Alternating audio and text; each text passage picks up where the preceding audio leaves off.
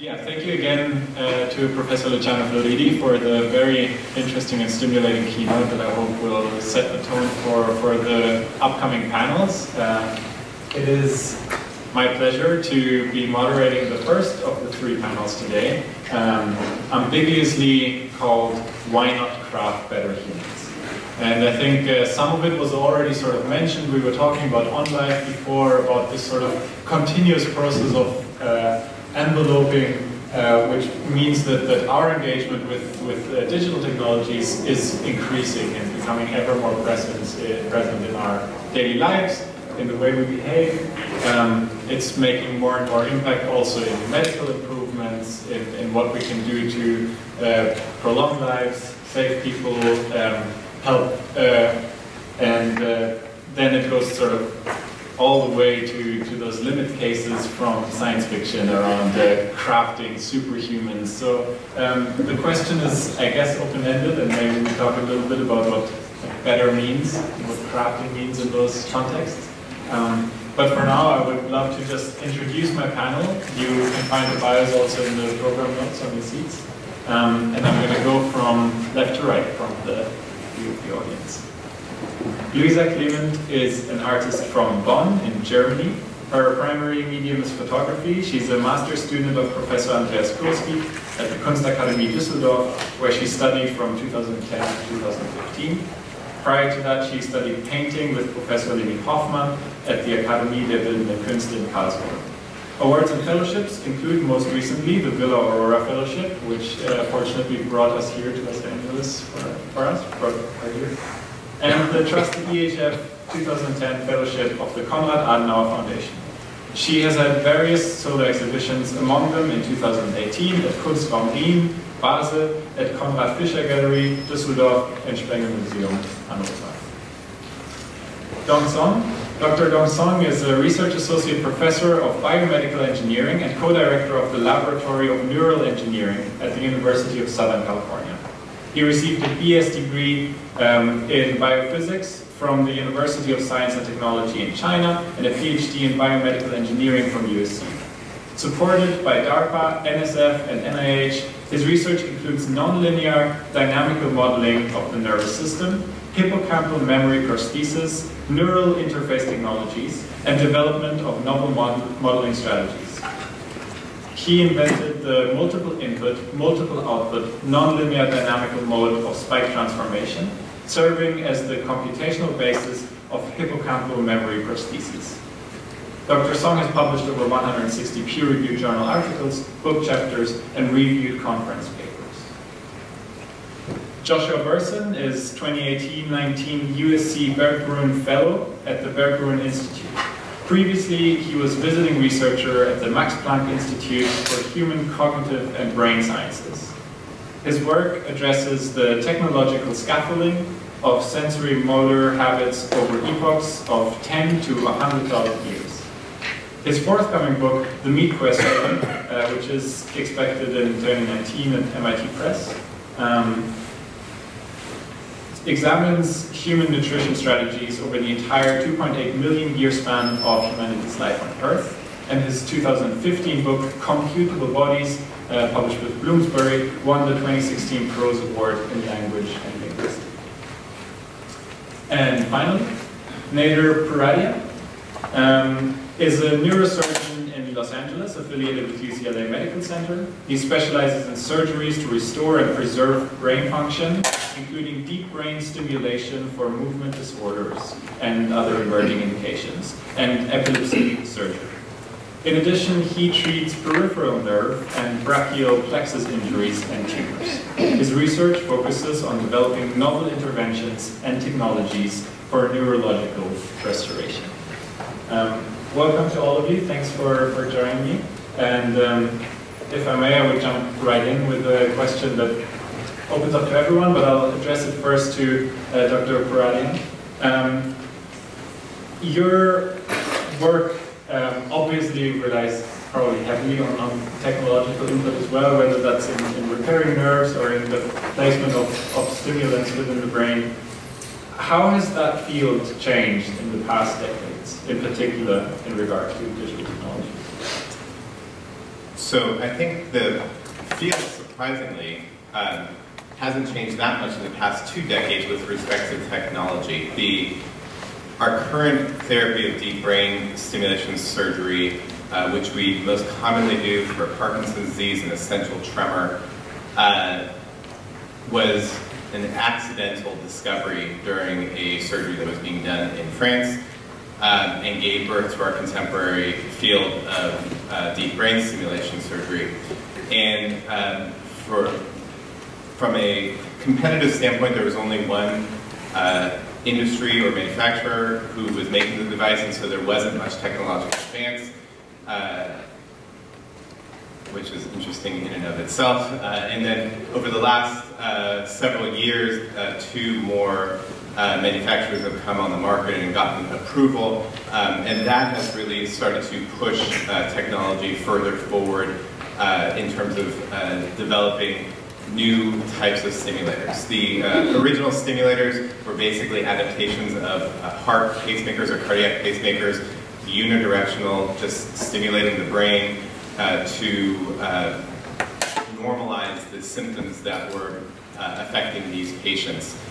Newer technologies are coming on board where there are sensing devices that can actually sense brain activity, potentially in a continuous fashion, improving ways to target the brain, and most interestingly, the development of new applications of brain stimulation for other diseases, especially in the psychiatric domain. I think the other advent that's come about is that although neurosurgery was dominating the field with invasive brain stimulation, implanting stimulators in the brain, the other rapid advances happened in non-invasive stimulation. First we had transcranial magnetic stimulation, which people couldn't have at home because it's a multi-$100,000 device or more. But now we have even more easier off-the-shelf devices for brain stimulation, like transcranial direct current stimulation, which is not regulated at all by any agencies, and many people are making many claims of improvement in function as well. So I'd say the significant advances technologically have really just started to happen with competition in the marketplace. And perhaps to pass this on to Dr. Song as well, your research arguably goes in its goals even a step beyond stimulation, right? There was a mention of the hippocampal memory prosthesis, so an actual physical prosthesis. That's right. So the field of DBS has existed for decades, right? As I just pointed out, and but now there's a new trend. So we try to go beyond the traditional DBS. The traditional DBS is sending electrical pulses, right? Now specifically modulate the brain function. Since the brain function sometimes is in very bad state, so by doing this kind of non-specific modulation, they try to improve the brain state to make the cognitive function back to normal. So the new trend is currently, because this is a brain, right? Brain is a computational device. It has neural code. Right? So the new trend is to try to go beyond the traditional deep brain stimulation, try to take advantage of the information processing capacity of the brain. So that's something what I call the neural code-based DBS. Right? So instead of just non-specifically modulating the brain, a lot of people, including myself, also try to understand how the brain is processing information. So we can report new signals and then build a computational model to mimic the transformational properties performed by normal brain regions and use that to drive the microstimulus. Right? In a way, it's try to write the neural code back into the brain, and by doing that, you can sort of restore the lost memory, lost signal processing mechanism, and also hopefully restore the lost cognitive function, including memory function. So this is a new trend, but this is still very new. It's still in, basically, it's in labs. Although we already sort of gone beyond the animal study. About 5 years ago, we started to do human tests with this approach.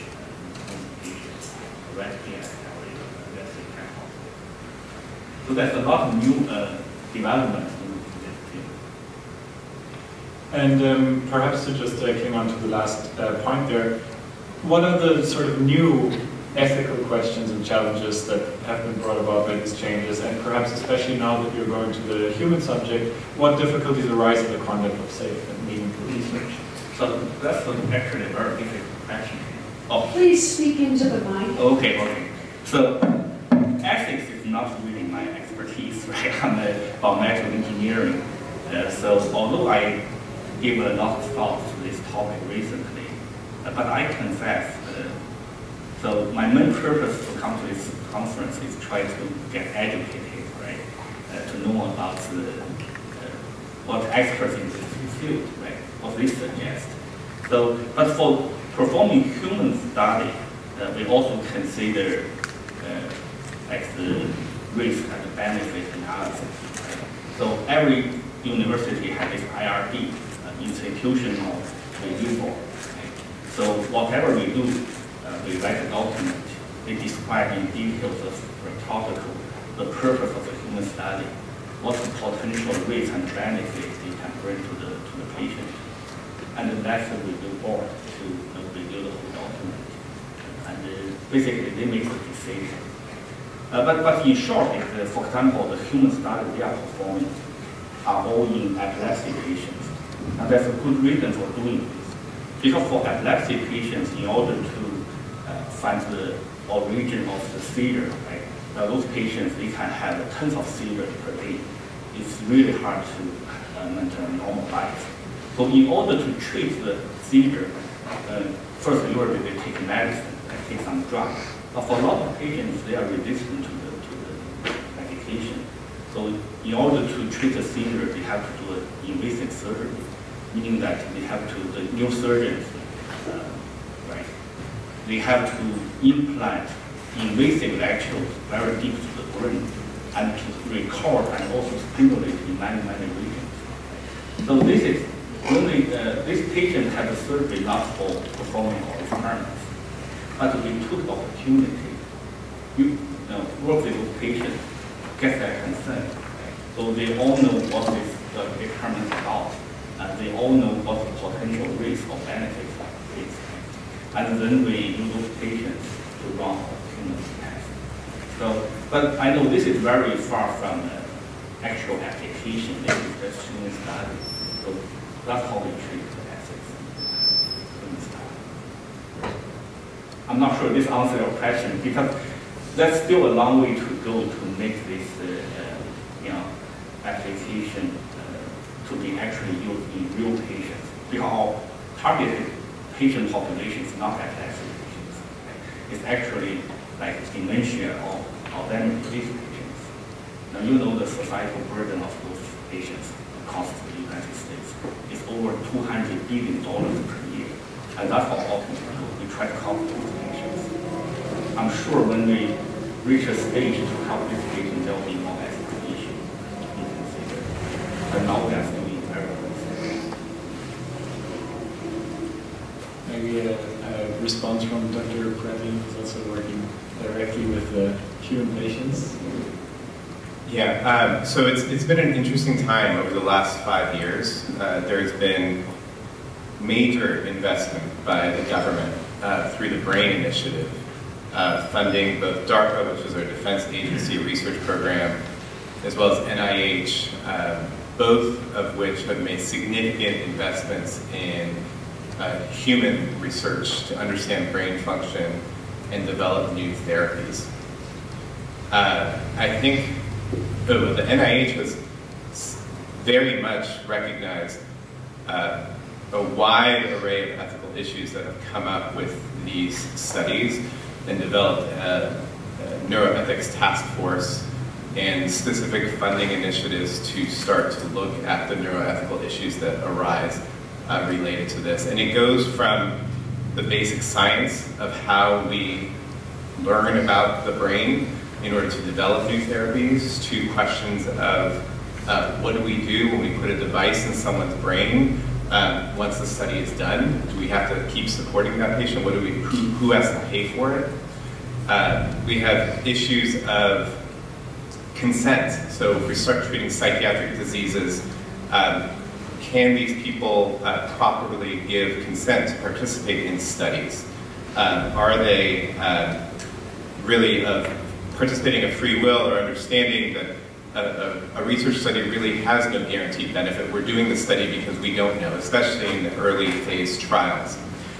There have been other issues also related to some assumptions that we make as investigators about who will benefit from our interventions or who wants to benefit from our interventions. I'm reminded of, I went to UCLA as an undergrad, but I remember learning in my linguistics class about, and yes, a neurosurgeon took a linguistics class,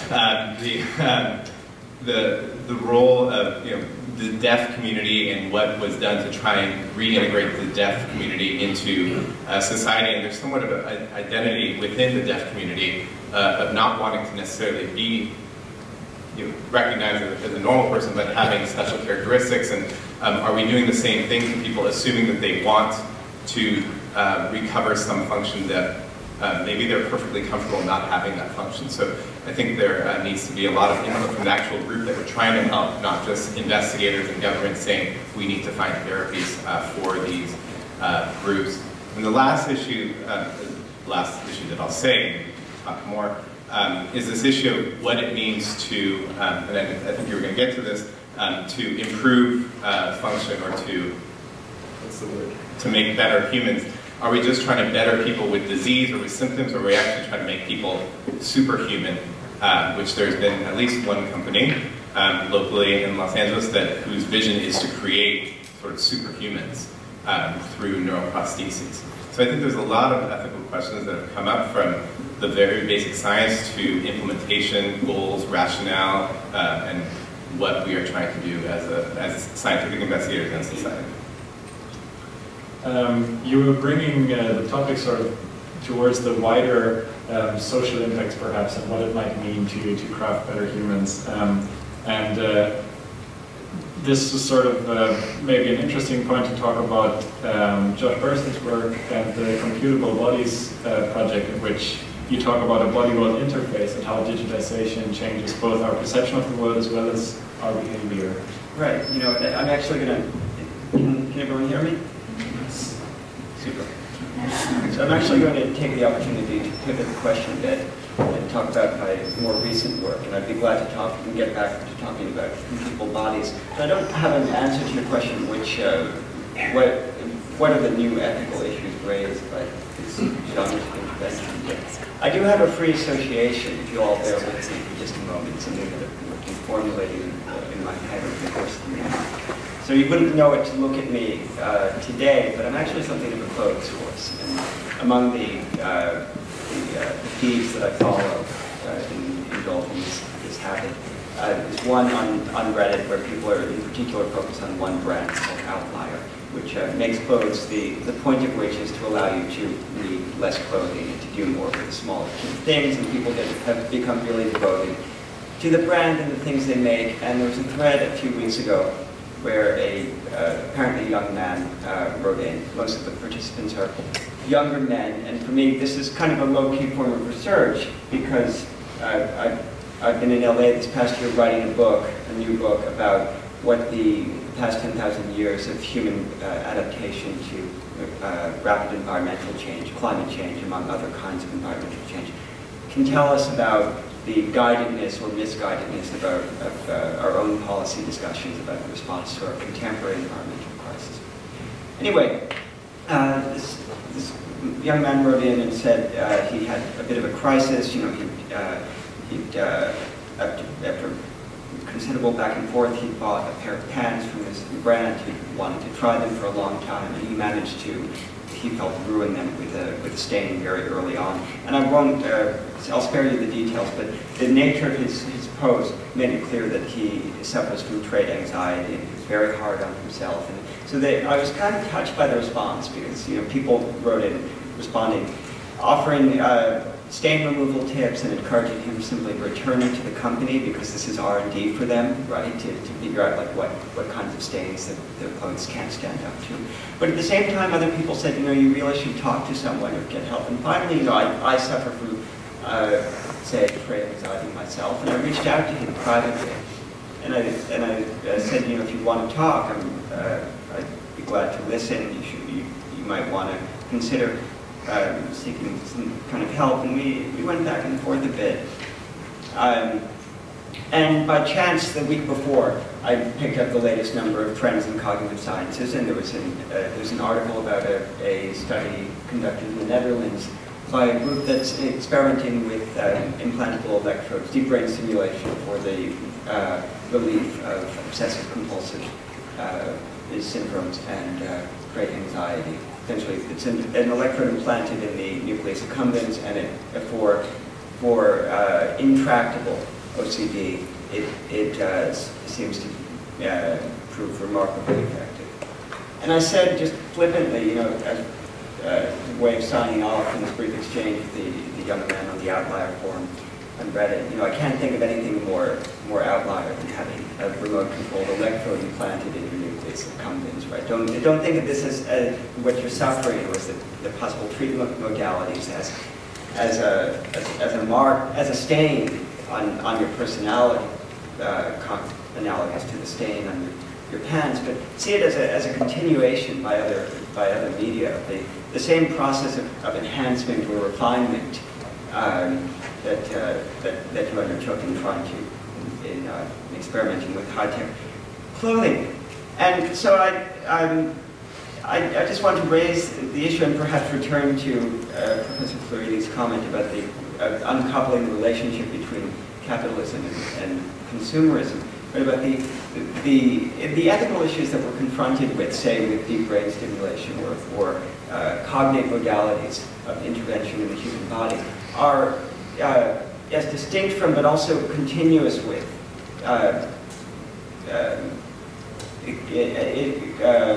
challenges that we're confronted with, ethical challenges that we're confronted with in other domains of how we equip ourselves for everyday life. Right? Do I buy a pair of high tenacity polyamide pants that I know I can wear 300 days a year for the next 3 years, and I never have to think about them? But I also know that realistically, the environmental footprint of that one pair of pants is probably greater than that of the 5 pairs of cotton pants I might otherwise have to buy. Right? So one aspect of this issue is who's responsible for maintaining patients once you perform this kind of intervention. Another aspect is who has access to these interventions. Which population should we be addressing? And in doing so, what are the opportunity costs? What broader population, be it the 700 million people without access to clean drinking water that Professor Floridi referred to, or simply populations whose problems are not amenable, right? Because they're rooted more broadly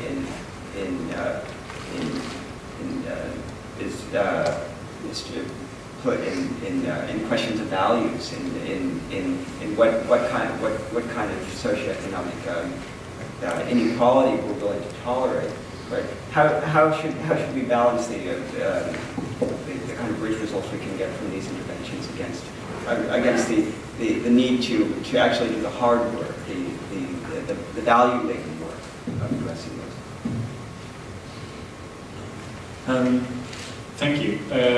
Perhaps just to follow up a little bit in terms of the general trend of technological and digital enhancement or advances, how do you feel that our self-understanding or social behavior have changed, and what's the sort of prediction of where we have? Right, so this is, so how's our understanding of ourselves changed? Well, I think Dr. Pouratian spoke to one of the key points, which is that these interventions have sharpened our awareness of what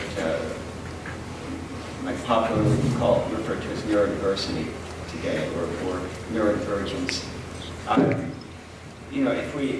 And this was something also that came up in Dr. Floridi's presentation last night. I apologize for those of you who are not able to be there. But are we, whether it's by some kind of collaborative filtering or affinity graphs, such as you find on Netflix or Amazon, or whether it's by by the design of interventions to rectify problems, say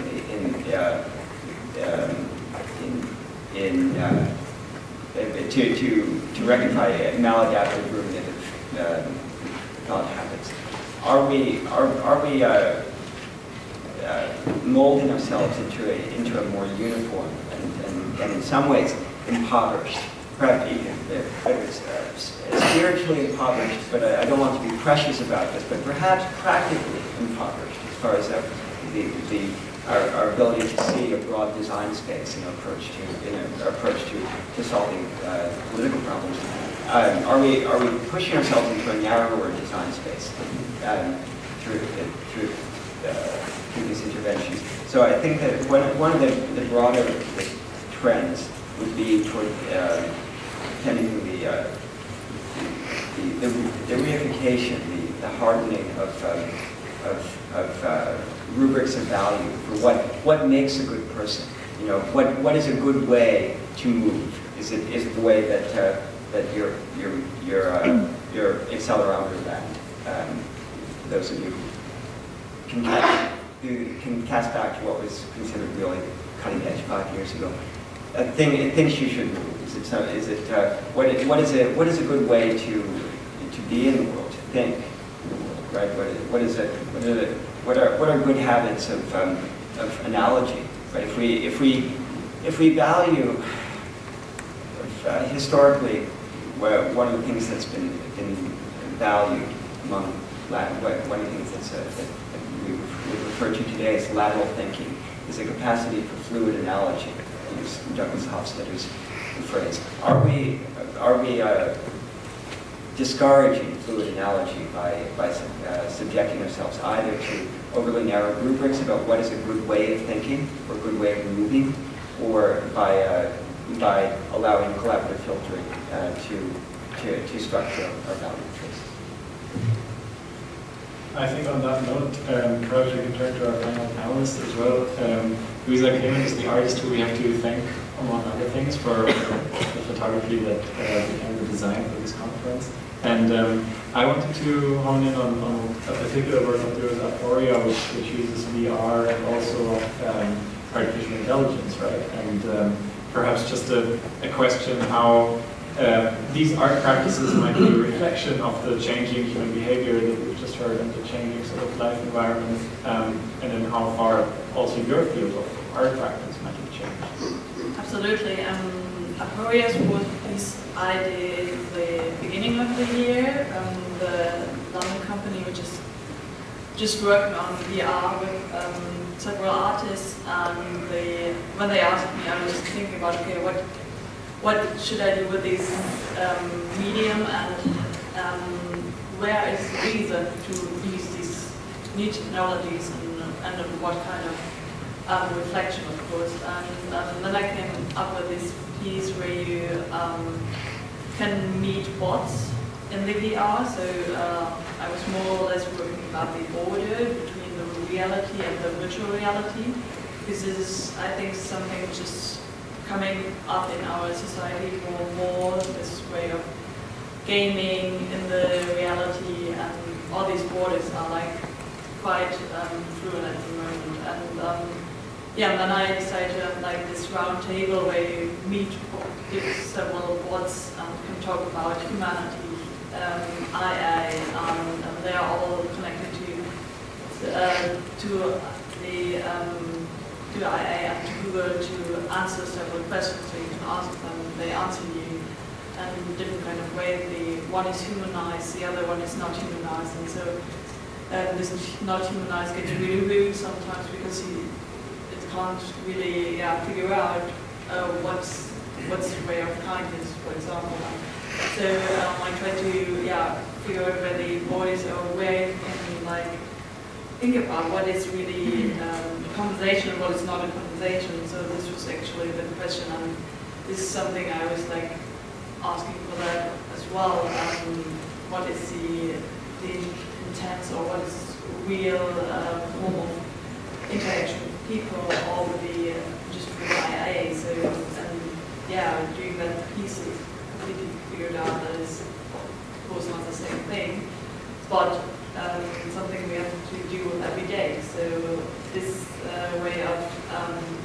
yeah, discussion would actually be on by producing these. I have a stimulation that hopefully is something that all of you have a response to, just as a sort of short impulse.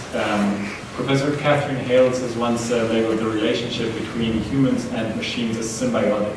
Do you think that that's an analogy that is productive, perhaps in your field, or would you try and find a different analogy maybe that you feel like fits better? And if it is a symbiosis, what are the ethical implications of such a relationship?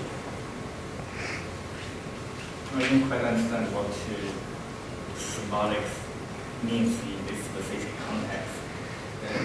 Can you explain a little bit more? I think what she was referring to is this sort of interdependency of both, that AI sort of needs humans and humans also need AI by now. I remember yesterday also Professor Pouratian asked the question, who is actually adapting to whom? Mm-hmm. And that there is a sort of circularity in the process that might be mutually symbiotic. I personally believe it should be a co-adaptive kind of thing. And there are already existing examples in my specific field, like in brain-machine interface, right? So, one of the simpler forms of brain-machine interface is you record from motor cortex. You decode the brain signal, and then decode the intention of the movement.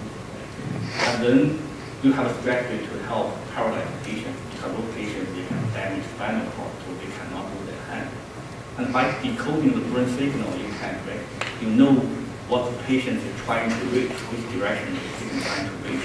Then you can drive the robotic arm to reach to that direction. So that's a very commonly used paradigm. What people found very interesting is that, so if you make the algorithm, right, the artificial intelligence, the AR part of the algorithm, adaptive or plastic, right, you can achieve better performance because the brain is ever changing. So AI can help human intelligence.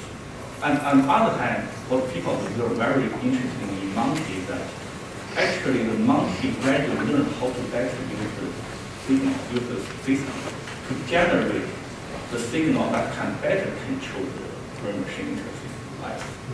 So that's a very clear example showing that they can co-adaptive, they can co-evolve to achieve better performance. Yeah, I think that's almost inevitable. Because human is very intelligent, human is highly plastic. Right? It takes advantage of this plasticity to always try to maximize some kind of outcome. Right? And engineers are also smart. Right? People who design artificial intelligence, they are also smart. They also include these adaptive features or plastic features to the system that can better perform tasks for the human. So, yeah.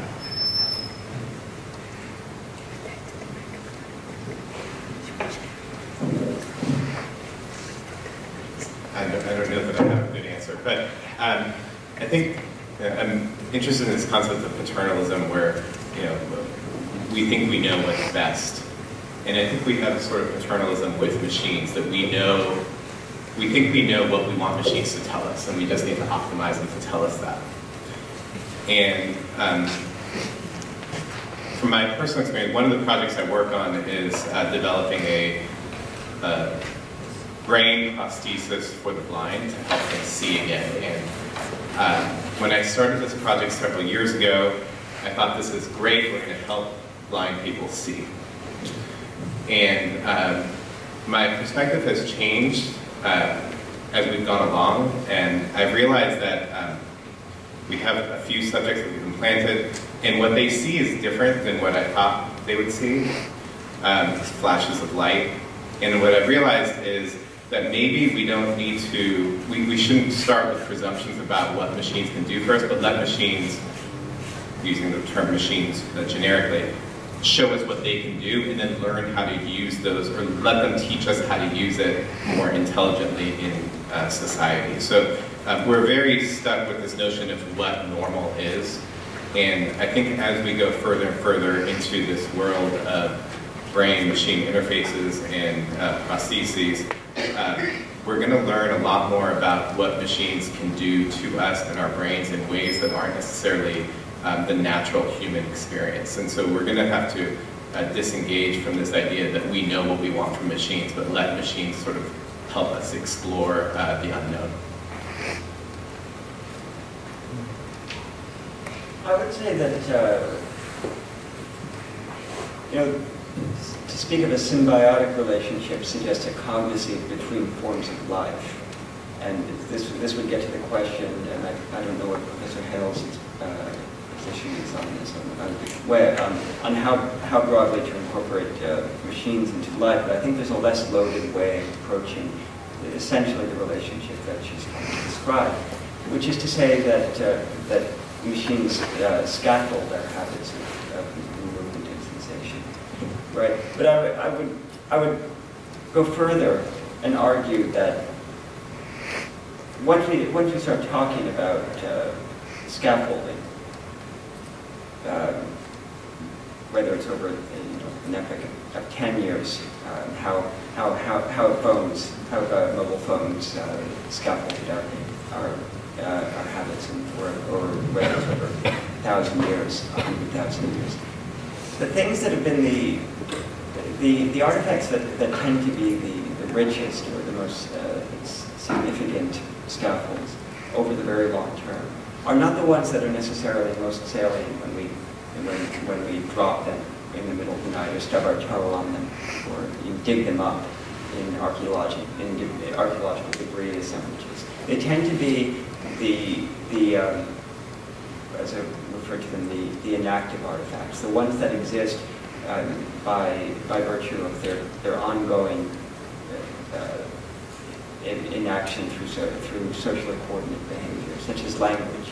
So in this regard, I would actually take issue with Professor Floridi's comments about the advent of history, and in particular ICTs with writing, because I think even if you look at highly literate cultures, the vast majority of language evolution continues to happen and by evolution I simply mean change over time, unfolding. Continues to happen in modalities that are more or less oral, and if we lost the oral component, or if we lost not oral specifically, but the inactive component, right? If we came back and only had the material precipitate, the written record, say after a gap of 1,000 years, we'd be much harder pressed than we think, than we imagine, to reconstruct exactly what the nature of the inactive artifact was at the time. We might be able to construct something else that would be interesting. So I think you know, our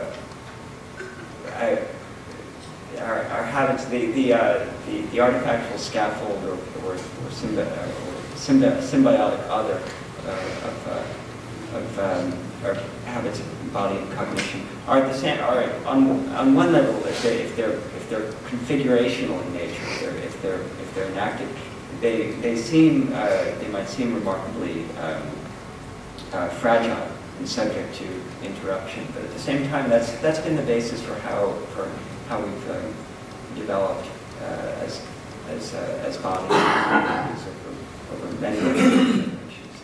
So the technologies that we're talking about today just represent a continuation of that, not a divergence. Yeah, I'm totally with you actually that these terms of technology, it's a development, and you always go back and forth with that. In art, it's always that you reflect and work with the new technologies. And nowadays there are coming up so many new mediums where you can like question about or use and also find out stuff. And so it's really a relationship and a discourse which is like really going in both directions at the moment, which is actually quite interesting to work with and to deal with that. We have a few minutes left for questions from the audience. I have a question.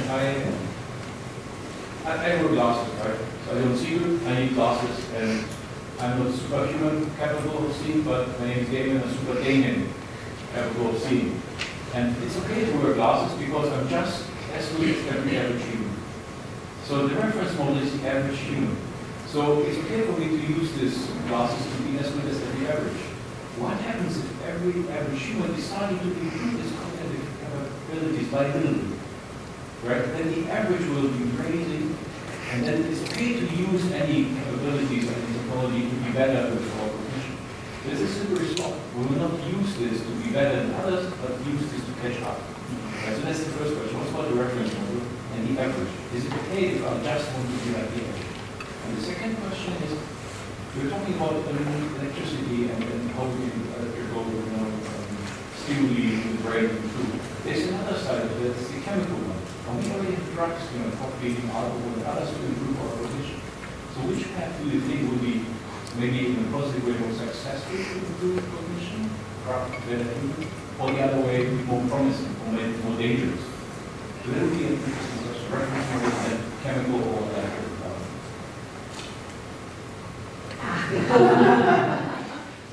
I guess using normal person as a reference point is less controversial. That's what I have been personally using for many years. We try to help patients. We are not building superhuman, right? That's not our goal. I'm not saying that's something that cannot be done, right? That's something wrong. I'm not just trying to say, in order to do that, you need to be able to reach the normal level first, and that's already extremely challenging. If you can help all the patients, you can treat all the neurological disorders, make them closer to normal person. That's already a big step. So I will leave that for the future, right? I don't think that's something can be answered by a single person or by a single field, right? That reflects the conversation between the public and scientists. And that's why this kind of events is so useful, right? This kind of dialogue is extremely helpful. The scientists need to, let's say, educate the general public in terms of what we are doing. What we are doing is based on scientific principles, not something evil, something magical, right? And also, as a scientist, we also need to be educated by the public, and also including the patient. We need to know what their real needs are, right? And we are not doing research just only for curiosity or for proving ourselves. So this kind of dialogue is extremely. So I don't have an answer for the whether we should go there to make better and better human. I guess the answer will probably be yes, right? But I don't have a firm answer to that question. I think an interesting analogy is cosmetic surgery, right? We've gone through this with plastic surgery was not invented as a field for cosmetics, but was it was adapted into a field of cosmetics, and now, what is desirable, or what do people want to be, and who has access to it? And I think we will, maybe in my lifetime, be faced with the question of cosmetic neurosurgery, and what it means for self-improvement, and what's desirable, and what traits are normal or not normal, and how we modify ourselves. I don't have an answer for it. It's a little bit scary to think about. We know already with the stimulation that we do that we induce changes in behavior and personality, very broadly speaking, but impulsivity and other characteristics depending on where we stimulate in the brain. So I think it's something that does deserve a lot of attention. In terms of the electrical versus chemical, that's just bias. I'm a person who uses electricity. My neurology colleagues use chemical. I don't know which one is more promising. I think we need to be, the technology of electrical stimulation is very exciting, and so makes for a hot topic of discussion. But designer drugs and even going further, genetic engineering, we haven't even touched on, is going to play an equally, if not potentially more scary avenue in terms of trafficking humans. But I'm context. For the second question, I also completely agree with what you said. In terms of different intervention, I'm also biased, right? Because I do very much interest in I do electrical simulation and electrical programming. So I favor any treatment involves this kind of electrical manipulation. But there are also other feasible, viable solutions like chemical, like pharmacological, like stem cell. There are a lot of possibilities, and I think we just need to be open-minded. And maybe in the end, the perfect solution will be some combination of all the approaches. Yeah, I would just very quickly, the way you formulated the question, right, in terms of an average, it sort of presupposes that the way we measure fitness is scalar. Right? This goes back to the original formulations of the concept of an adaptive landscape by Sewell Wright, Ronald Fisher, and Gaylord Simpson in the 1930s. But fitness itself is a value-laden formulation, right? We need to add fit for what? How are we going to measure fitness? Is fitness really univariate? Are we measuring it in terms of total reproductive success over the course of an individual's lifetime? Is that really a meaningful rubric, say, for the people in this room? So yeah, while you can certainly look at say visual acuity or the f-stop of the eyes as one dimension in a very high-dimensional adaptive landscape. I think we need to stop and think about whether or not the fitness can just be represented as elevation, as one further dimension in that landscape, or whether we need a richer understanding of what average is, and perhaps understand that any kind of enhancement entails a vector of trade-offs rather than simply moving an average in the direction. So my question is more related to art. You were talking about how art can reflect on AI or better humans or interactions and maybe also the differences. How can AI also produce maybe better art? Or should there be a barrier between creativity, human creativity, or we were talking also about design? Because we were discussing already on computers who maybe gather and also evaluate and process information maybe in a more efficient way, and therefore the better journalists or the better composers. And should that be also more important in art, so creativity reserved to us humans?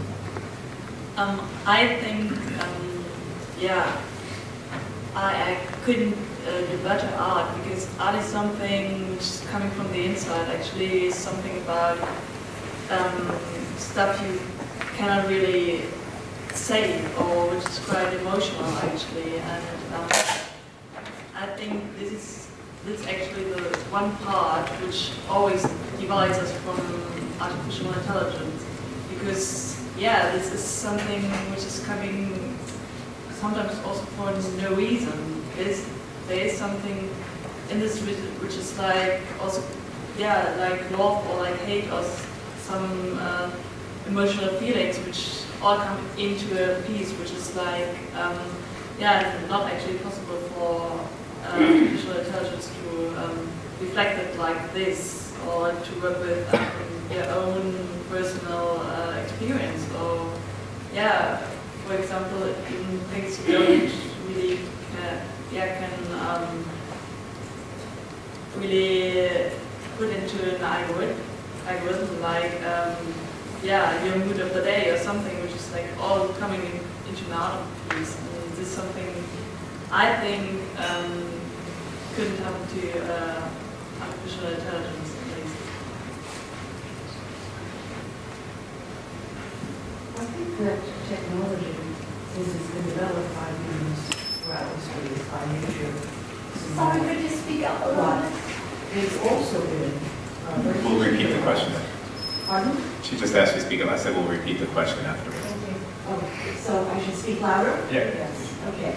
I said from the beginning, since technology was developed by humans, it has been symbiotic. It doesn't mean that it's always been accepted, but it's like the Luddites who think that it was an advance. And you had something like the cotton gin, which wound up being completely exploitative. Okay, so technology has always worked both the bad side and the good side. Okay? But now you have, and throughout history, I think you have particularization, you have specialization. People get to know, let's say, if you're a shepherd, you know how to interact with a sheepdog. And millions and millions of people do not know how to do this. The new AI is a different kind of technology in that it will be available in some form to almost everyone. And that, I think, is something that is completely different from the technologies that have been developed in the past. And that is why it is such a difficult ethnic question. A difficult ethnic question. What do we do with something that everybody can use?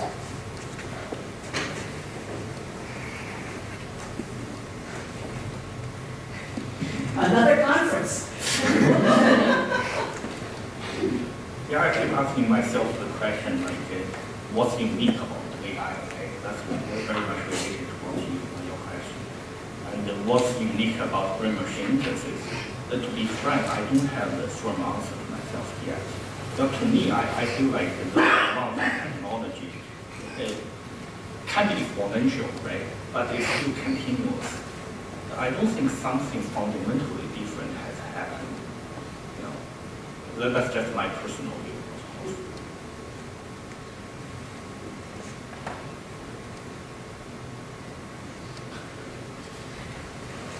I think that the interesting thing that comes to mind is that although it's potentially accessible to everyone, because it's not a physical form, right? It's something without borders.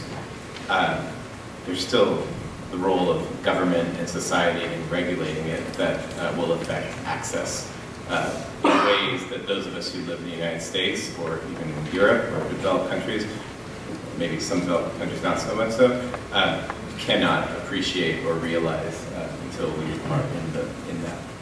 Also, although it seems like it's accessible to everyone, there's still a certain cost associated with it, and that cost will prohibit access to the vast majority, which is what we see with brain stimulation. It's not available to the vast majority, but that's still different.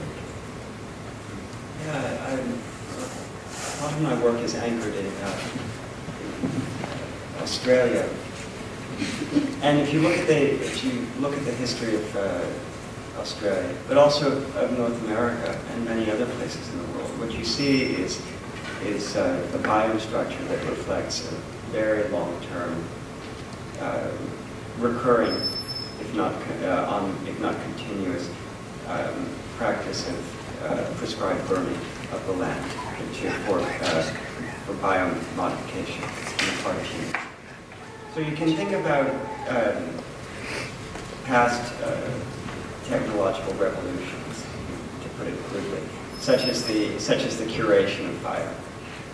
Right? You don't even need ignition on demand, ignition at will. Just the ability to curate fire, to keep it lit, to carry it around. You know, this is sort of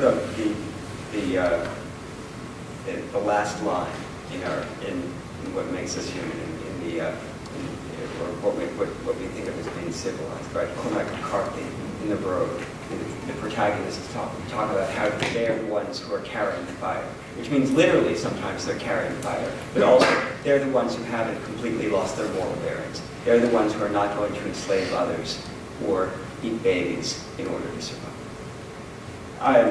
And the difference, say, between something like curated fire and artificial intelligence is one largely of institutional reflexivity, right? Today we have this discourse surrounding, this ongoing conversation surrounding the process by which the technology has been formulated, the questions of who has access to it, the institutional regulation that comes, or want of regulation, or the perception of the absence of regulation as an absence that comes with complex social organization, which you haven't seen in the past. And to my mind, at least to a first approximation, and that's what really sets apart what's happening today, say from past changes in the human toolkit, which were equally pervasive and equally influential, but do not appear to us as such in retrospect, because they lack that, their making lacked that element of reflexivity. You know, there was not the same degree of awareness of the potential long-term or pervasive consequences. What do you think we could do today to prepare for the inevitable, inequitable distribution of access to things like cosmetic cognitive benefits?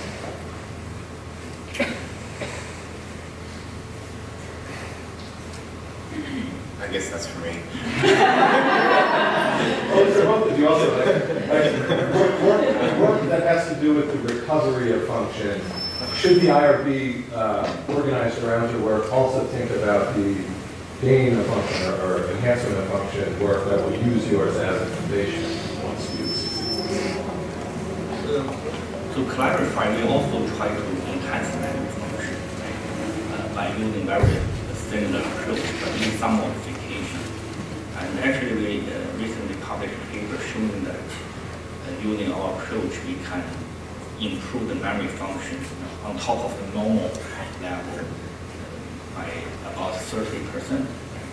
So, but of course, right, this is just scientific study. We show there's a potential of doing this, and it's possible to do this with closed-loop neural code-based electrostimulation to a brain region called hippocampus. Right? That's what we proved. But whether this should be accessible to everybody, whether this should be a standard procedure, right, for normal people, not just patients, or whether this should be commercialized, right, becomes like a customer device that everybody can get access. So, like for example, a college student before the exam, they start to stimulate themselves or himself to get better memory. And that's something, as I said, right, needs a conversation between the public, needs a regulation from the government. So people work together to come up with a common understanding. And that's something not for me to answer. Also, although I have some preference, I'm biased, right? But that's not something I should make the decision, right? It should engage the general public and people from all the fields, right? To get the common understanding, to get the regulation, the necessary regulation. I think I'll start with I don't know, but then after that, we already have this problem, right? So I have colleagues who are psychiatrists and student health here at UCLA who there's a rush to get Ritalin before exams, or in general, to somehow get access to medications for enhancement. And so we already are living in this world where, although we're focusing on the electrical side, the chemical side already exists, and it's going to play both sides. But I think, given our system of regulation in most developed countries, the question is whether we even develop these therapies or allow them to go forward. And that happens in the United States at the FDA level, or in the EU, there's an equivalent. Whether we ever let these therapies get to clinical testing or to proof of concept in humans, in quote-unquote normal humans for enhancement purposes. I think there's general agreement that if someone has a deficit or a symptom and we want to try and target that symptom, that's probably within our current ethical purview to proceed with that, and the government and regulatory agencies allow us to do it. But the other question then comes, then where do these government regulatory agencies get their guidance or decision-making capacity, or how are they empowered to do that, and who gives them that information? And I think we heard there's got to be some consensus, and I just don't know. With so many different elements in society, there's probably people who know more about this than I do. How we organize that, but it's what do you feel like your responsibility is as a person on the science side in a society with the economic structure that we have? Maybe you can't trust that if some sort of cognitive enhancement is available, that people will act ethically on the business side. I think it's very hard to regulate. I mean, I am conflicted in every single potential possible way, right? So I'm a physician who loves to do what I do. I'm a scientist and innovator, and I like to do surgery. I get my grant funding from agencies that, like these ideas, potentially it's marketable, there's a patent. I mean, these people are my patients, right? And so I have a therapeutic relationship with these people as well. So I am the last person you should look to make an ethical decision about what I do. But I think what we need to do is bring people together. And I only say this because if I look at myself and my own thinking over the last 5 years, I have completely changed my perspective. Mostly because I've gotten so into the thick of these things and started to wonder about what I do and seeing the experiences that my patients have gone through. Not for the bad, I don't think I've done anything wrong, but it's made me question things. And also just observing my colleagues around the country who do similar types of work and whether they're even starting to think about the things we're talking about here. And I think they are, but we're a little late in the game, right? We've already spent hundreds of millions of dollars, if not billions of dollars, in this country on this, and we're just starting to talk about it. On that note, I think we have to conclude, but fortunately, I'm sure that all of my panelists are still normal human beings, and they will be in the back having coffee, so it's going to be hard for them to escape if you still have questions, and we have a 15-minute break now that we can hopefully use.